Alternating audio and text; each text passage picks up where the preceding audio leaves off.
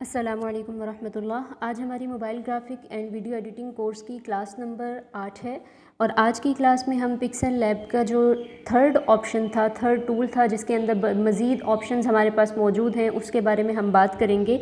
तो pixel lab जब हम ओपन करते थे, बाय डिफ़ॉल्ट जो पहला ऑप्शन हमारे पास मौजूद था जिसमें हम पिक्सल लैब में दिए गए बैकग्राउंड्स जो हैं उनको चेंज कर कर अपना बैकग्राउंड अपने ऑब्जेक्ट का वो चेंज कर लेते थे, इसके बारे में हमने बात की थी। उसके बाद अगला जो ऑप्शन हमारे पास मौजूद था ए का, यानी इसमें हमने टेक्स्ट की सेटिंग उसको कॉपी पेस्ट करना और इसी तरीके से उसका कलर चेंज करना, फिल कलर करना, ओपेसिटी कम या ज़्यादा करना, इन सब के बारे में हमने बात की। इसके बाद आज की जो हमारी क्लास है इसमें हमने ये थर्ड ऑप्शन पढ़ना है। अब देखिए, बाय डिफ़ॉल्ट न्यू टेक्स्ट हमारे पास अगर सिलेक्ट हो तो नीचे जब हम इस थर्ड ऑप्शन पर क्लिक करेंगे तो यहाँ आपके पास ऑप्शंस जो हैं कुछ इस तरह से शो करेगा, ठीक है। और अगर आपने न्यू टेक्स्ट सिलेक्ट नहीं किया हुआ तब भी अगर आप इस थर्ड ऑप्शन पर क्लिक करेंगे तो आपके पास यहीं से स्टार्ट होगा, यानी स्टिकर से। तो आपने यानी थर्ड ऑप्शन का फ़िलहाल अभी के लिए जो एक ताल्लुक़ है वो इस चीज़ से नहीं है कि आपने न्यू टेक्स्ट सेलेक्ट किया है या नहीं किया। अगर आपने सेलेक्ट किया हुआ है तब भी थर्ड ऑप्शन पर जब आप क्लिक करेंगे तो पहला आपको यहाँ पर स्टिकर्स का ही मिलेगा, और इसी तरीके से अगर आपने सेलेक्ट नहीं किया हुआ तब भी आपको स्टिकर्स का ऑप्शन मिलेगा थर्ड ऑप्शन में। तो थर्ड ऑप्शन में जब हम इस पर क्लिक करते हैं तो पहले नंबर पर यहाँ हमारे पास स्टिकर्स हैं। स्टिकर्स पर जब हम क्लिक करेंगे तो देखिए बाय डिफ़ॉल्ट हमारे पास यहाँ पर 3 स्टिकर्स के ऑप्शन मौजूद हैं। पहला ऑप्शन हमारे पास यहाँ पर है स्टिकर्स प्लस का। इसमें ये होता है कि अगर हम कोई स्टिकर यूज़ करते हैं तो वो हमें परचेज़ करने होते हैं। जो फर्स्ट ऑप्शन हमारे पास है इसमें हमें क्या करना होता है कि यानी जो ये स्टिकर्स फर्स्ट आपके पास स्टिकर्स प्लस है, जब आप इस पर क्लिक करते हैं तो इसमें अगर आपको जो एडवांस यानी स्टिकर्स मिलते हैं वो परचेज़ करने होते हैं, यानी पेड स्टिकर्स हैं। अगर आप कुछ परचेज़ करते हैं तो आप अपनी पसंद का कोई स्टिकर लेना चाहें तो पिक्सल लैब आपको वो स्टिकर अवेलेबल कर देता है। लेकिन अगर आप परचेज़ ना करें तब भी ये जो थर्ड ऑप्शन हमारे पास, सेकंड ऑप्शन हमारे पास है स्टिकर्स का, इसमें भी बाय डिफ़ॉल्ट आपके पास यहाँ बहुत सारे स्टिकर्स मौजूद हैं। हम इनसे भी अपना काम चला सकते हैं ग्राफिक की पोस्ट बनाने में, या इसी तरीके से कार्ड वगैरह या सर्टिफिकेट वगैरह बनाने के लिए आप इन स्टिकर्स को यूज़ कर सकते हैं। लेकिन याद रखिएगा पिक्सल लैब में बहुत महदूद तादाद में आपके पास यहाँ स्टिकर्स मिलते हैं जो परचेज़ नहीं करने पड़ते। लेकिन जब हम पिक्सल लैब मुकम्मल सीख लेंगे, हमारी क्लासेस कंप्लीट हो जाएंगी, इस पर हम हर चीज़ बनाना सीख लेंगे, चाहे वो बिज़नेस कार्ड है या सर्टिफिकेट है या लोगो है या फ्लायर है, कोई भी चीज़ अगर हम बनाना चाहें, जब हम पिक्सल लैब पर प्रॉपर हमारी कंप्लीट हो जाएंगी क्लासेस, और इसके बाद आपको पिक्सल लैब के वो वर्जन दिए जाएंगे जो क्रैक वर्जन है, और उसमें बहुत सारे फीचर्स ऐसे हैं जो इस पिक्सल लैब में नहीं है जो हम पढ़ रहे हैं। लेकिन इसका मतलब ये नहीं कि उसको यूज़ करना आपको नहीं आएगा। ये बेसिक पिक्सल लैब आप लोगों को इसलिए सिखाया जा रहा है ताकि इसके जो मेन इंटरफेस है वो आप लोग समझ जाएं, किस ऑप्शन से हम क्या काम करते हैं, क्या नहीं कर सकते, वो सब आप लोग सीख लें। जब आप मुकम्मल पिक्सल लैब पढ़ लेंगे, आपकी क्लासेस इसकी कंप्लीट हो जाएंगी, तो इंशाल्लाह आपको वो सारे पिक्सल लैब के क्रैक वर्जन या पेड वर्जन आपको दे दिए जाएंगे जिसमें कुछ एडवांस लेवल की चीज़ें हैं। इसका मतलब ये नहीं कि उसमें कुछ मज़ीद अलग से ऑप्शन है, ऐसा नहीं है। जैसे आप स्टिकर की मिसाल ले लें तो दूसरे पिक्सल लैब्स की अगर हम बात करें तो उसमें क्या है कि आपको इन स्टिकर्स के अलावा इसके बहुत अच्छे अच्छे स्टाइल में स्टिकर्स मिल जाते हैं, ठीक है। बाकी ऑप्शंस और इसका इंटरफेस सेम वैसा ही होगा जैसे इस पिक्सल लैब में है। तो स्टिकर्स पर जब हमने क्लिक किया तो यहाँ हमारे पास ये जो स्टिकर प्लस है, ये मैंने आपको बता दिया कि अगर आप इस पर क्लिक करेंगे और अगर आपको कोई स्टिकर मिलता है, आपने उसको यूज़ करना है तो आपको वो परचेज़ करना होगा, ख़रीदना होगा। इसके बाद अगर आप सेकंड नंबर पर आ जाएं जो कि स्टिकर्स ही हैं, इस पर क्लिक करने से बाय डिफ़ॉल्ट पिक्सल लैब के अपने यहाँ पर स्टिकर्स मौजूद हैं जो कि थोड़े से हैं, इतने ज़्यादा नहीं हैं, लेकिन हम इनको भी यूज़ कर लेते हैं। इसके बाद आपके पास अगर थर्ड ऑप्शन पर आ जाएँ तो ये आपके पास वही सारे इमोजीज़ हैं जो आप व्हाट्सएप पर यूज़ करते हैं। अगर कभी कभी हमें पिक्सल लैब में यूज़ करना पड़ जाए तो हम यहाँ से कर लेते हैं, लेकिन नॉर्मली अगर हम प्रोफेशनल लेवल का कोई काम कर रहे हो तो फिर हम इन स्टिकर्स को इतना ज़्यादा यूज़ नहीं करते, कभी कभार यूज़ करना पड़ जाए तो कर लेते हैं। तो पता होना चाहिए कि ये ऑप्शन कहाँ से आपको मिलेगा। फॉर एग्ज़ाम्पल आपको यहाँ से स्टिकर में ये वाला स्टिकर चाहिए, आपने इस पर क्लिक किया, ठीक है, ये स्टिकर है, आपने इस पर क्लिक किया, ये ऊपर आपके पास स्टिकर आ गया, ठीक है। और स्टिकर जब आप ले लेंगे तो उसको अप्लाई करने के लिए यहाँ पर देखिए वही प्लस और प्लस कह रही हूँ, क्रॉस और टिक मार्क है, यानी आपने अगर अप्लाई करना है तो आप टिक मार्क कर लेंगे। अप्लाई करने के बाद ये आपके पास स्टिकर आ जाएगा। इसको आप रिसाइज़ वैसे ही कर सकते हैं जैसे आप टेक्स्ट का साइज़ रिसाइज़ करते थे, बड़ा करना है या कम करना है वो आप कर सकते हैं। लेकिन याद रखिएगा, अगर आपने बैकग्राउंड के बाद सिर्फ स्टिकर लेकर उसके ऊपर अपना काम करना है, उस पर अपना टेक्स्ट वगैरह सेट करना है, तो बैकग्राउंड में जो बाय डिफ़ॉल्ट न्यू टेक्स्ट का आपको ये ऑप्शन मिलता है इसको लाजमी डिलीट कर दीजिएगा, ठीक है। तो मैंने इसको सिलेक्ट किया और ये मैंने डिलीट कर दिए हैं ताकि मेरे पास सिर्फ जिस पर मैंने काम करना है वही ऑब्जेक्ट, वही स्टिकर मेरे पास रहे, जो कि अब यहाँ स्क्रीन पर आपको नज़र आ रहा है। स्टिकर को जब हम सिलेक्ट कर लेते हैं, कोई भी आपने इमोजी लिया या आपने कोई भी स्टिकर लेकर जब उसको अप्लाई कर अपने पिक्सल लैब के बैकग्राउंड पर लेकर आ गए, तो सिलेक्ट करने पर नीचे आपके पास ऑप्शन चेंज हो जाएंगे। अगर अनसेलेक्ट करते हैं ना, या आपका स्टिकर है आप इसको अनसेलेक्ट करें तो दोबारा से वही ऑप्शन है, वही स्टिकर है और वहीं से आप अप्लाई करेंगे जैसे अभी मैंने आपको तरीका बताया।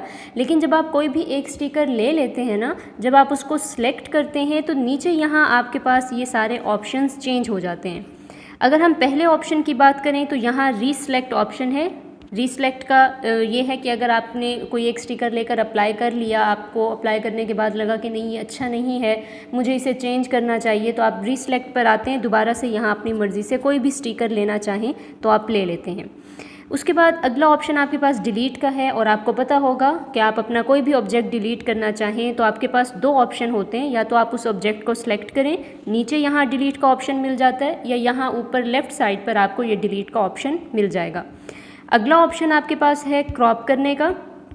क्रॉप करने में ये है, इस पर क्लिक करने के बाद कि अगर फॉर एग्जांपल हम कोई स्टिकर ले लें, फ़िलहाल तो हम स्टिकर की बात करें, जब हम पिक्चर इंपोर्ट कर पिक्सल लैब में लेकर आना गैलरी से, उसकी भी हम बात करेंगे, लेकिन फ़िलहाल हम स्टिकर्स पर ही रहते हैं। अगर आपने स्टिकर सेलेक्ट किया हुआ है और नीचे आपके पास क्रॉप का ऑप्शन आ रहा है, तो इसका मतलब ये है कि मुमकिन है स्टिकर में कोई एक ऐसा पार्ट है जो आप नहीं दिखाना चाह रहे हैं, उसको आप कट करना चाह रहे हैं, आप उसको क्रॉप करना चाह रहे हैं, तो आप कर सकते हैं।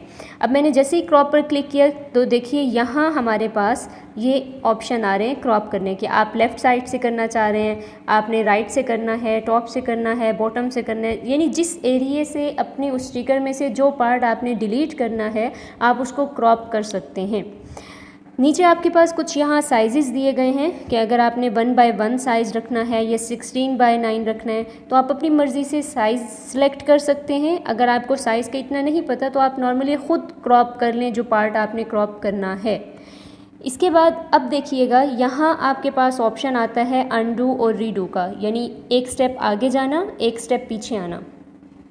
अगर आपने मिसाल के तौर पर ये इतना पार्ट क्रॉप कर लिया, ठीक है, क्रॉप करने के बाद आपको ख्याल आया कि नहीं आपने इसको यानी कहीं और से करना है अनडू कर या आपने किसी और पार्ट को डिलीट करना है या क्रॉप करना है, तो आप इन ऑप्शंस को यूज़ कर सकते हैं। इसके बाद नीचे आपके पास यहाँ वर्टिकल और हॉरिजॉन्टल ऑप्शंस हैं कि अगर आपने अपनी पिक्चर को, ठीक है, अपनी पिक्चर की डायरेक्शन को चेंज करना है या अपने स्टिकर की डायरेक्शन को चेंज करना है तो आप कर सकते हैं। इस वक्त देखिएगा कि मेरा स्टिकर किस तरह आपको नज़र आ रहा है यहाँ पर। अगर मैं इस फर्स्ट ऑप्शन पर क्लिक करती हूँ तो यहाँ आपके पास क्या होगा कि वर्टिकल और हॉरिजॉन्टल में आपकी पिक्चर या आपका स्टिकर या जो भी आपने ऑब्जेक्ट लिया होगा उसकी डायरेक्शन चेंज होगी। अगर वो राइट साइड था तो वो लेफ़्ट साइड पर आ जाएगा, लेफ़्ट है तो टॉप पर आएगा या बॉटम पर। तो ये वर्टिकल और हॉरिजॉन्टल में आप इन दोनों चीज़ों से अपने ऑब्जेक्ट की डायरेक्शन को चेंज कर सकते हैं। उसके बाद अगला ऑप्शन यहाँ आपके पास क्रॉस करने का, यानी आपने नहीं कहीं कोई भी एरिया क्रॉप नहीं करना, बस आप जस्ट चेक कर रहे थे कि क्रॉप करने के बाद यूँ लगता है ठीक या नहीं, तो क्रॉप करने के बाद आपको ठीक नहीं लग रहा तो आप क्रॉस कर सकते हैं। और लास्ट ऑप्शन आपके पास अप्लाई करने का है, यानी अगर आपने जो पार्ट क्रॉप करना था आपने उस पर क्लिक कर दिया, क्रॉप कर लिया, तो आप उसको अप्लाई कर देंगे। तो ये देखिए अब मैं अपने स्टिकर की डायरेक्शन को चेंज करके यहाँ अप्लाई कर चुकी हूँ। क्रॉप के बाद अगला ऑप्शन आपके पास कॉपी करने का है, यानी आपने कोई भी स्टिकर लिया, आप उसकी डुप्लीकेट फ़ाइल लेना चाह रहे हैं, डुप्लीकेट कॉपी लेना चाह रहे हैं आप उसकी, तो आप यहाँ से कॉपी पर क्लिक करें। ये आपके पास मज़ीद स्टिकर्स या आप जिस भी ऑब्जेक्ट को सिलेक्ट करके कॉपी करेंगे उसकी मज़ीद डुप्लीकेट्स आपको यहाँ पर मिलती जाएंगी। अगला ऑप्शन आपके पास टू फ्रंट और टू बैक है। ये मैं आपको टेक्स्ट की सेटिंग्स जब हम पढ़ रहे थे तब मैंने डिटेल के साथ बताया था कि अगर आपने अपने टेक्स्ट को ऊपर और शेप को पीछे रखना चाह रहे हैं, ये सिर्फ ये तो एक एग्जांपल है टेक्स्ट और शेप की। अगर कोई भी ऑब्जेक्ट है आप उसके ऊपर किसी दूसरे ऑब्जेक्ट को लाना चाह रहे हैं तो आप टू फ्रंट का ऑप्शन यूज़ करते हैं उसे सिलेक्ट करके, और अगर आप अपने किसी एक ऑब्जेक्ट को किसी दूसरे ऑब्जेक्ट के पीछे लेकर जाना चाह रहे हैं तो फिर आप टू बैक ऑप्शन यूज़ करते हैं उसे सिलेक्ट करके। अगला ऑप्शन पोजीशन का है। जैसे आप टेक्स्ट की पोजीशन को चेंज करते हैं ऐसे ही अगर आपने अपनी स्टिकर की पोजीशन को चेंज करना है तो आप वो भी कर सकते हैं। इस वक्त मैं ये सब डिलीट कर देती हूँ और एक स्टिकर हम यहाँ पिक्सल लैब की स्क्रीन पर रखेंगे। ये सिलेक्ट है, इसको मैंने रोटेट किया।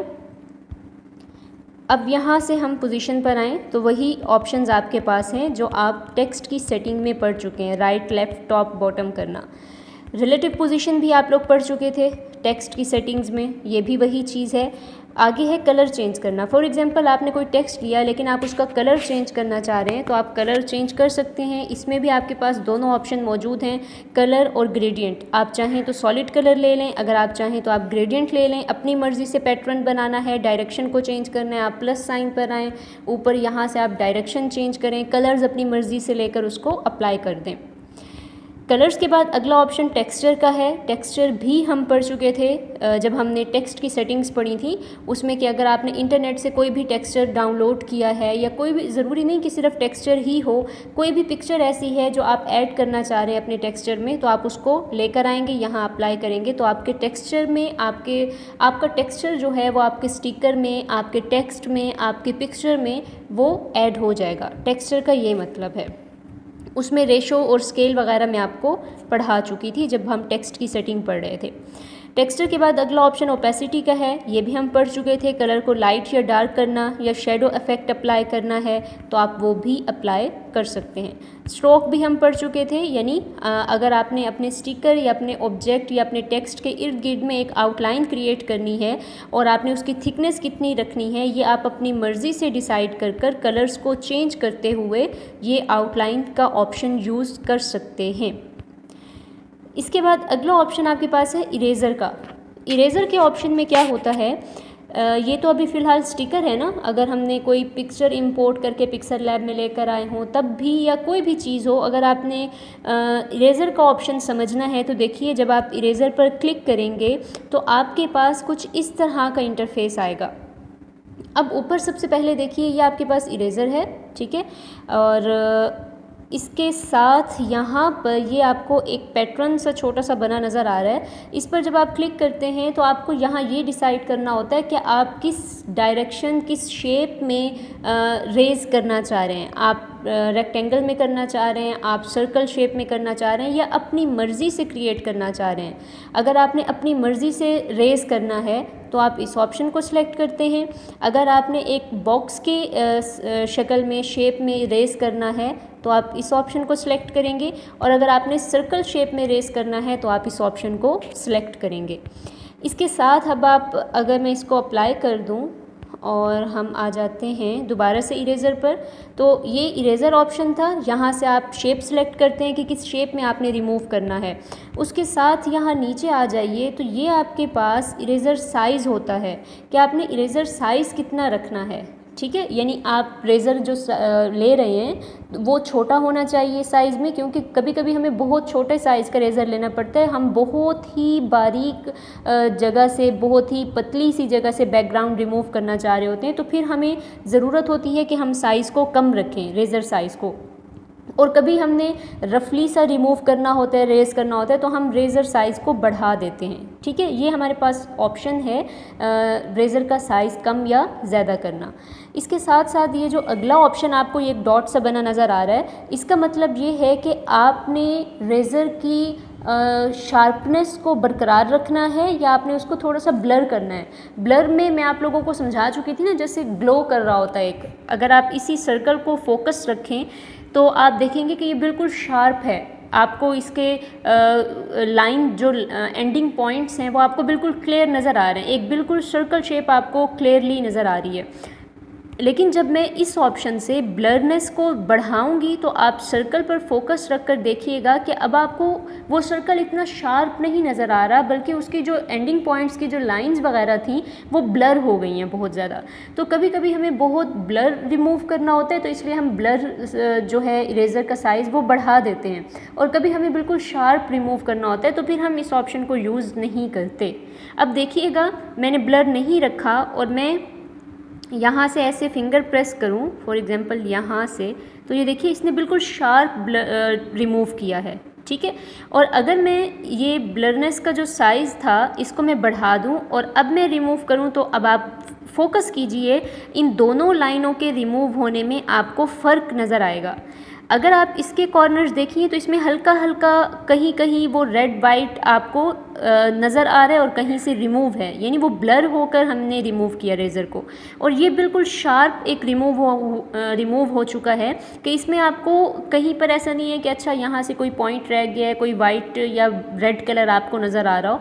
तो दोनों ऑप्शंस अच्छे हैं। कभी हमें किसी को यूज़ करना होता है, कभी शार्प कर रहे होते हैं, कभी ब्लर कर रहे होते हैं, तो हमें ऑप्शंस पता होने चाहिए कि हम किस ऑप्शन से क्या काम कर सकते हैं। ये मैंने आपको बता दिया रेज़र है, ठीक है।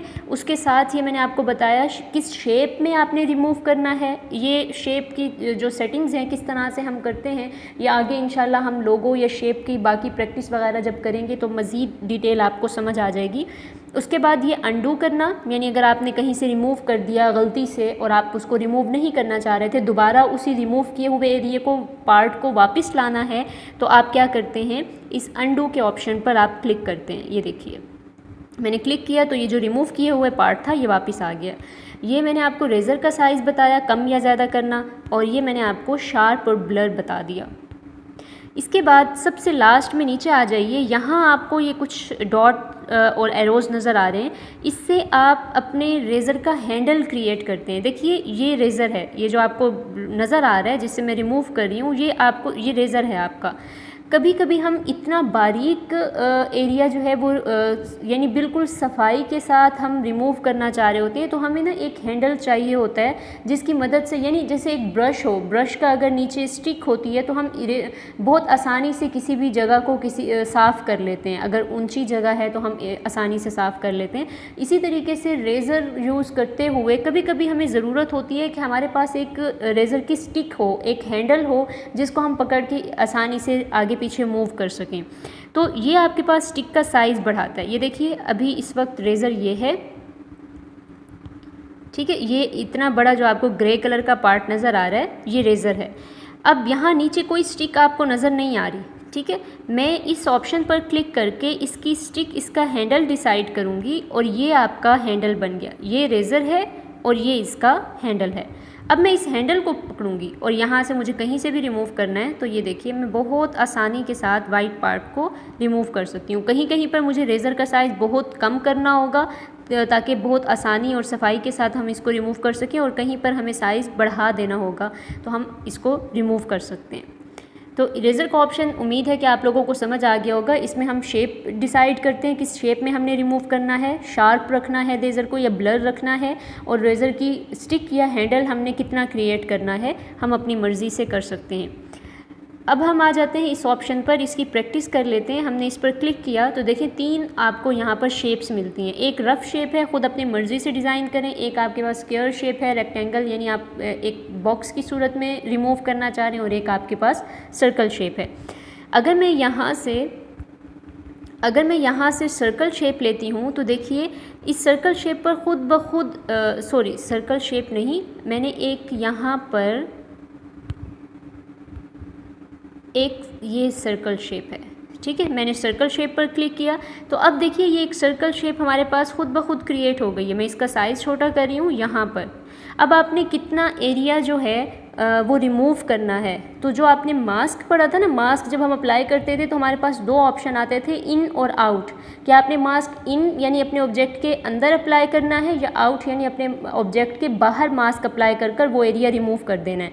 तो बिल्कुल इसी तरीके से इरेज़र में भी आपके पास एक तरह से ये मास्क है कि आपने सर्कल शेप में मास्क लेना है, आपने स्क्वायर शेप में लेना है, या अपनी मर्ज़ी से ख़ुद एक रफ सा आप डिज़ाइन बनाना चाह रहे हैं। ये फिर आप अपनी मर्ज़ी से बना सकते हैं जिस तरह से भी आपको बनाना हो। ये सर्कल शेप है। अब फॉर एग्जांपल मैंने सर्कल शेप ली और यहाँ पर मैंने इसको सेट किया, यानी मैं इतना सिर्फ पार्ट जो है वो रिमूव करना चाह रही हूँ। सेट करने के बाद मैंने यहाँ से टिक मार्क कर दिया और ये देखिएगा, एक मिनट, टेक्सचर अप्लाई हुआ था, हम टेक्सचर डिलीट कर देते हैं, दोबारा से आ जाते हैं इरेज़र पर और ये सर्कल शेप ली, ये सेंटर में रखा और हमने इसको अप्लाई करना है। ठीक है।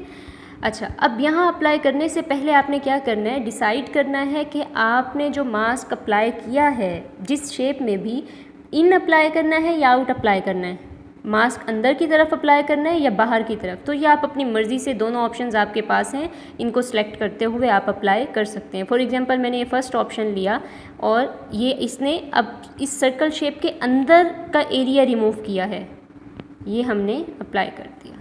ठीक है, और मैं दोबारा से इरेज़र पर आऊँ और यहाँ से हम अब ले लेते हैं सर्कल शेप ही, साइज़ हमने कम किया और अब मैं ये ऑप्शन ले रही हूँ आउट वाला, इस पर क्लिक किया और अप्लाई कर दिया तो उसने बाहर का एरिया सारा रिमूव कर दिया है और जिस जगह पर मास्क सर्कल शेप में अप्लाई था वो एरिया बाकी रखा।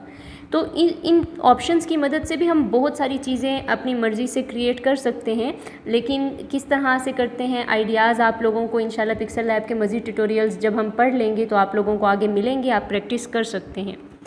ठीक है जी, ये हमने इरेज़र पढ़ लिया, सिलेक्ट है शेप। और अब हम आ जाते हैं इसके बाद, इरेज़र के बाद अगला ऑप्शन हमारे पास मास्क है। तो जो आपने सेटिंग मास्क की टेक्स्ट में पढ़ी थी ना, सेम वैसे ही है, वही हैंडल्स हैं, वही अपनी मर्ज़ी से एरिया लेना, इन और आउट करना और सिलेक्ट करना, बीजियर के ज़रिए हैंडल्स बनाना, उनको अपनी मर्ज़ी से मूव करना, ये आप कर सकते हैं। ठीक है, ये मैंने इन सेलेक्ट किया, अप्लाई किया तो देखें ये एक नई शेप आपके पास क्रिएट हो गई।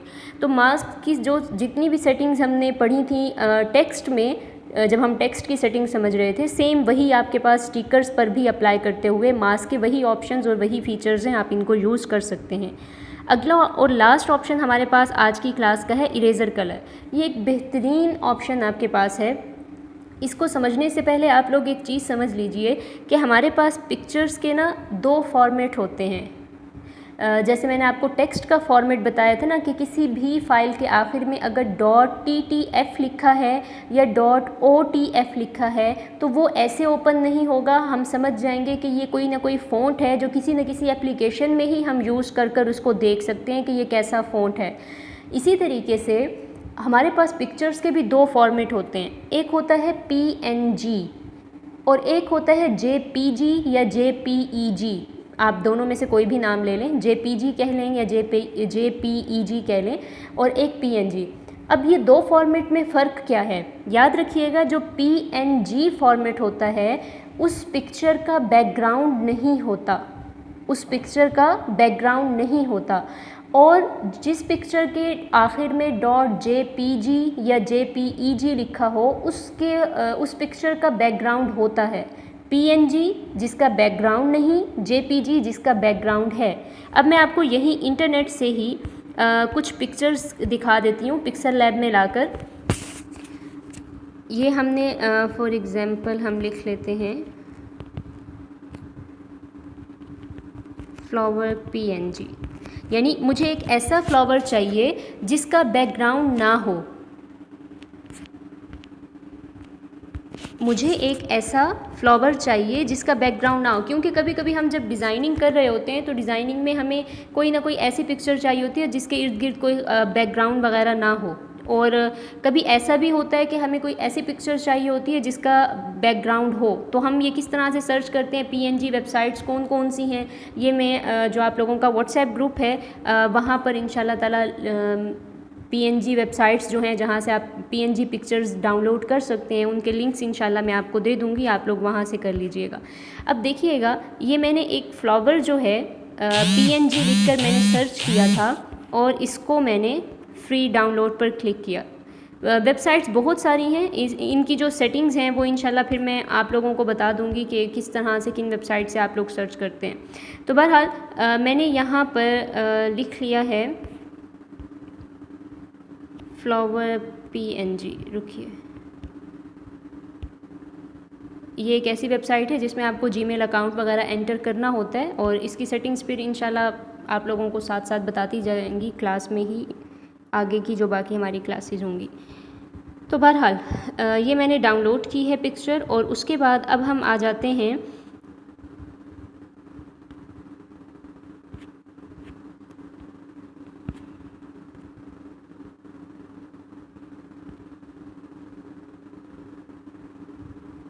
ये डाउनलोड हो जाए तो हम आगे चलते हैं। ये देखिए, ये एक मैंने इंटरनेट से फ्लावर पिक्चर जो है अपने पास डाउनलोड कर ली, और अब मैं एक फ्लावर पिक्चर ही डाउनलोड करती हूँ जो कि JPG फॉर्मेट में होंगी। फिर मैं उनको पिक्सल लैब में लाकर दोनों का फ़र्क आप लोगों को बता दूँगी। PNG हम डाउनलोड कर चुके हैं, और अब ये मैंने डाउनलोड की है एक JPG फॉर्मेट में। इनकी हम पहचानेंगे कैसे डाउनलोड करते वक्त कि कौन सी पिक्चर जो है हमारे पास PNG है, कौन सी JPG है, ये भी हम देख लेंगे। बहरहाल 2 पिक्चर्स आपके सामने मैंने डाउनलोड की। अब यहाँ ये समझ लीजिए, स्टिकर्स तो हमने सारी सेटिंग्स पढ़ ली ना इसके अंदर सारी। अगला ऑप्शन हमारे पास है इंपोर्ट का। अब इंपोर्ट में ना आप अपने मोबाइल की गैलरी की कोई भी पिक्चर पिक्सल लैब में यूज़ करना चाहें तो इंपोर्ट करके आप यूज़ करते हैं। हमने इंपोर्ट पर क्लिक किया, और आपके सामने ही डाउनलोड में मैं एक ये PNG पिक्चर लेकर आ गई, ठीक है। और दोबारा से इंपोर्ट पर आए, और यहाँ से एक मैं JPG पिक्चर लेकर आ गई हूँ। अब दोनों पिक्चर में ना फ़र्क है। ये एक ऐसी पिक्चर है जिसका कोई पीछे बैकग्राउंड आपको नज़र नहीं आ रहा, बस वो फ्लावर है, और उसके पीछे भी अगर कोई बैकग्राउंड है तो वो पिक्सल लैब का अपना बैकग्राउंड है। लेकिन ये एक ऐसी पिक्चर है जिसके फ्लावर के पीछे आपको ये ग्रीन कलर का बैकग्राउंड नज़र आ रहा है। तो ये JPG पिक्चर है और ये PNG। अब इनको हम कैसे पहचानते हैं? इंटरनेट पर डाउनलोड करते हुए भी आप लोग देख सकते हैं लास्ट में, या अगर आप फाइल में आ जाएं, यानी जिस फोल्डर में आपने डाउनलोड किया है, तो आप देखिएगा कि इमेज में ये जो JPG पिक्चर थी उसके एंड में .jpeg लिखा हुआ है। और अगर हम PNG वाली पिक्चर पर आ जाएं, अगर मैं इसको रीनेम करके आपको दिखाऊं, तो इसके लास्ट में देखिए लिखा हुआ है .png, ठीक है। ये है हमारे पास PNG वेबसाइट, PNG पिक्चर्स। तो इसी तरीके से इंटरनेट से आप लोग PNG पिक्चर्स भी डाउनलोड कर सकते हैं, और JPG पिक्चर्स वगैरह भी आप लोग डाउनलोड कर सकते हैं। रही यही बात कि कैसे करेंगे, वो वेबसाइट्स के जो लिंक हैं वो इंशाल्लाह मैं आप लोगों को दे दूँगी। तो हम पढ़ रहे थे इरेज़र कलर के बारे में। अब इरेज़र कलर ये है, फॉर एग्ज़ाम्पल आपने कोई चीज़ तैयार करनी है, कोई कार्ड वगैरह, आपने कोई सर्टिफिकेट तैयार करना है, उसके लिए आपको एक ट्रॉफ़ी पिक्चर चाहिए, और आप चाहते हैं कि आपको इंटरनेट पर कोई ऐसी ट्रॉफ़ी पिक्चर पसंद आ गई जिसका पीछे बैकग्राउंड है ब्लैक कलर में, रेड कलर में, वाइट कलर में। लेकिन अब आप सर्टिफिकेट पर जब वो अप्लाई करना चाह रहे हैं, इंपोर्ट करके लेकर आना चाह रहे हैं, तो आप चाहते हैं कि उसका बैकग्राउंड ना हो। तो PNG पिक्चर अगर आप लेंगे तब तो ज़ाहिर है बैकग्राउंड नहीं होगा। लेकिन कभी कभी ऐसा होता है कि नेट पर सर्च करते हुए हमें कोई पिक्चर बहुत ज़्यादा पसंद आ जाती है, हम चाहते हैं कि यही हम अपने काम में यूज़ करें, लेकिन उसका बैकग्राउंड होता है, तो हम किस तरह से उसका बैकग्राउंड रिमूव करते हैं। वैसे और भी बहुत सारी एप्लीकेशंस हैं जिनसे हम एक क्लिक में बैकग्राउंड रिमूव कर लेते हैं। अभी हम फ़िलहाल पिक्सल लैब की बात कर रहे हैं। तो इरेज़र कलर पर आकर आप क्या कर सकते हैं, बैकग्राउंड रिमूव कर सकते हैं। अब देखिएगा, मैं इंपोर्ट कर उसी फ्लावर को लेकर आ रही हूँ, इसको मैंने अप्लाई किया, ठीक हो गया। अब ये सिलेक्ट है, चाहे स्टिकर हो चाहे पिक्चर हो, आपने उसको सिलेक्ट कर अगर उसका बैकग्राउंड रिमूव करना है तो आप क्या करते हैं, इरेज़र कलर पर क्लिक करते हैं, इरेज़र कलर पर। अब इरेज़र कलर का एक मसला ये है कि जब हम इस पर क्लिक करते हैं तो by default eraser colour on होते ही हमारा जो भी ऑब्जेक्ट सेलेक्ट होगा उसमें से वाइट को रिमूव कर देगा, वाइट कलर को। अब ये स्टिकर सेलेक्ट है ना, हम इरेज़र कलर पर आए, ये हमारे पास इनेबल ऑप्शन ऑफ है, मैंने इसको जैसे ही ऑन करूँगी तो इसने हमारे ऑब्जेक्ट के अंदर से वाइट एरिया खुद ब खुद रिमूव कर दिया, ऑटोमेटिक बाय डिफ़ॉल्ट। तो कभी हमारे पास पिक्चर्स JPG ऐसी होती हैं जिनका वाइट बैकग्राउंड होता है, तो वो तो बहुत सिंपल होता है, हम पिक्चर लेकर आएँ, इरेज़र कलर पर आएँ और यहाँ से इसको ऑन करें तो वो खुद ब खुद ही बाय डिफ़ॉल्ट उस वाइट कलर को जहाँ जहाँ हमारी पिक्चर में यूज़ किया गया होगा वो रिमूव कर देगा। लेकिन कभी कभी ऐसा होता है कि अच्छा, फिर आप ये टॉलरेंस बढ़ा भी सकते हैं, कहीं कहीं रिमूव करने के बाद अगर आपको वाइट एरिया नज़र आ रहा है तो आप टॉलरेंस या स्मूथनेस अगर बढ़ाना चाहें तो वो आप बढ़ा सकते हैं, ठीक है। तो एक चीज़ तो हमने इरेज़र कलर में ये पढ़ ली कि इरेज़र कलर को जब हम ऑन करते हैं तो हमारा जो भी ऑब्जेक्ट सेलेक्ट होगा उसमें से बाय डिफ़ॉल्ट वाइट कलर ख़ुद ब खुद रिमूव कर देगा ये पिक्सल लैब। लेकिन कभी ऐसा होता है, इसको अब मैं रिमूव कर देती हूँ यहाँ से और एक पिक्चर लेकर आ रही हूँ। अब कभी कभी ऐसा होता है कि ये हमारे पास पिक्चर है लेकिन इसका बैकग्राउंड जो है ये तो ग्रीन है, वाइट नहीं है ना, और मैं चाहती हूँ कि इसी इरेज़र कलर से ही मैं इस ग्रीन कलर के बैकग्राउंड को रिमूव कर दूं और मेरे पास सिर्फ ये वाइट फ्लावर रहे स्क्रीन पर। तो फिर हम क्या करते हैं, इरेज़र कलर पर आएँ, इसको आप इनेबल करेंगे तो आपने परेशान नहीं होना कि यह आपका बाय डिफ़ॉल्ट खुद ब खुद पिक्चर में से वाइट कलर रिमूव कर देगा। आपने इग्नोर करें और यहाँ ये जो आपको आई ड्रॉपर नज़र आ रहा है, इस आई ड्रॉपर पर आप क्लिक करें और ये आपके पास एक सर्कल सा आ जाएगा, उसका ये हैंडल आ जाएगा और आपने इसकी मदद से वो उस जगह पर ये सर्कल रखना है जिसका कलर आप रिमूव करना चाह रहे हैं, जो बैकग्राउंड आप रिमूव करना चाह रहे हैं। मैंने इसको सिलेक्ट किया, ठीक है। सिलेक्ट करने के बाद आप देखिए नीचे लिखा हुआ है प्लीज़ पिक अ कलर, ये आपने अप्लाई कर दिया तो ये क्या करेगा, आपका बैकग्राउंड उस जिस कलर पर आपने वो सर्कल रखा होगा ना, पूरी पिक्चर में से उस कलर को पिक करके उसका बैकग्राउंड रिमूव कर देगा। अब आप दोबारा से आई ड्रॉपर पर आ जाएं और यहाँ से मैंने इस कलर को सिलेक्ट किया, अप्लाई किया, ठीक है। एक तो आप यहाँ से कर सकते हैं लेकिन क्योंकि इसमें 3-4 ग्रीन कलर यूज़ किए गए थे, ग्रीन कलर की पूरी फैमिली थी डार्क लाइट की, तो इस वजह से उसने लाइट वाले को रिमूव कर दिया क्योंकि मैंने क्लिक राइट वाले को किया था। तो आप इरेज़र कलर यहाँ से भी कर सकते हैं और इसके बाद आप ये वाले इरेज़र से भी आप कर सकते हैं, लेकिन इसमें आपको ना बहुत एहतियात से और बहुत ध्यान से करना होता है। अब देखिए मैं यहाँ से रिमूव तो कर लूँगी आसानी से, लेकिन इसके अंदर यहाँ जो आपको नज़र आ रहा है ग्रीन कलर, इसको रिमूव करने के लिए आपको साइज़ बहुत कम करना होगा और बहुत एहतियात से रिमूव करना होगा। तो हम करते क्या हैं, हम इरेज़र कलर यूज़ करते हैं, इसकी मदद से हम अगर वाइट बैकग्राउंड है तो जस्ट इनेबल करने से ही वो बैकग्राउंड रिमूव कर देगा वाइट कलर में, और अगर किसी और कलर का बैकग्राउंड रिमूव करना है तो हम आई ड्रॉपर से कलर को पिक करेंगे और उसके बाद फिर हम रिमूव कर देंगे। ये आपके पास यहाँ पर प्लस है, आप प्लस पर क्लिक करें तो आप यहाँ से सिलेक्ट कर सकती हैं कि आपको कितने आई ड्रॉपर चाहिए और आपने रिमूव करना है या नहीं करना, माइनस करना हो तो माइनस करें, और कलर रिमूव करने के बाद उसकी टॉलरेंस आपने कम या ज़्यादा करनी है, ये देखिए, और आपने स्मूथनेस कम या ज़्यादा करनी है तो आप यहाँ से कर सकते हैं, ठीक है। तो आज की क्लास में हमने ये पढ़ा कि हम थर्ड ऑप्शन पर जब आते हैं तो हमारे पास स्टिकर्स आ जाते हैं। पहला जो ऑप्शन ये स्टिकर्स का है ये हमें परचेज़ करना है, इसलिए इसको रहने दीजिए। अगला ऑप्शन आपके पास स्टिकर्स का है जिसमें बाय डिफ़ॉल्ट आपको पिक्सल लैब के स्टिकर्स मिलते हैं। आप कोई भी स्टिकर जब लेकर आते हैं और उसको स्क्रीन पर ले आते हैं, अप्लाई कर देते हैं, तो उसको सिलेक्ट करने के बाद नीचे आपके पास ये कुछ ऑप्शंस आते हैं। हमने ये सारे डिटेल के साथ पढ़े और इरेज़र कलर तक पढ़ा। इरेज़र और इरेज़र कलर में फ़र्क है।